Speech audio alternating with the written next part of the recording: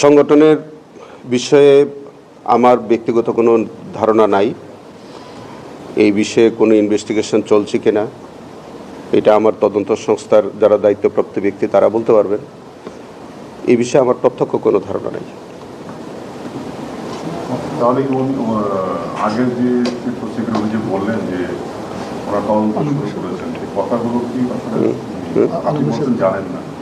সাংঘর্ষিক কি একটা প্রতিষ্ঠানে একই?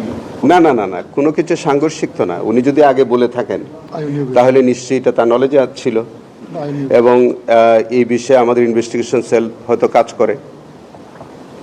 আর যখন সেটি ফুল ফুটবে তখন তো আপনারা দেখতেই পাবেন, তার ঘ্রাণও নিতে পারবেন।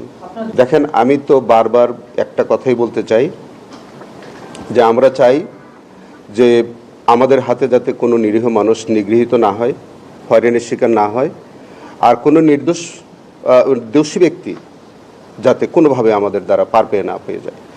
এটা আমরা সারা বাংলাদেশে অসংখ্য মামলা হয়েছে 5ই আগস্টের পরে, এগুলো আমরা সমভাবে দেখার চেষ্টা করছি যে কোনো মানুষ অহেতুক যেন হয়রানির শিকার না হয়, এবং কাউকে যেন আপনি এটা অনেক সত্য ঘটনার উপরে মামলা হয়েছে, অনেক মিথ্যা মামলাও হয়েছে, এটা তো স্বীকার করতে আমাদের কোনো দ্বিধা নাই।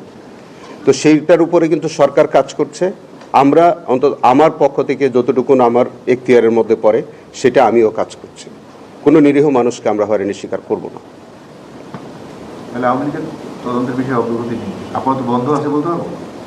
আপনি প্রশ্ন করেন না। আমি বলছি যে আমি বলছি কোনো রাজনৈতিক সংগঠনের বিরুদ্ধে এখন পর্যন্ত কোনো ইনভেস্টিগেশন চলছে এরকম কোনো ধারণা আমার নাই। আমি এরকম কোনো ইনভেস্টিগেশন সম্পর্কে জানি না।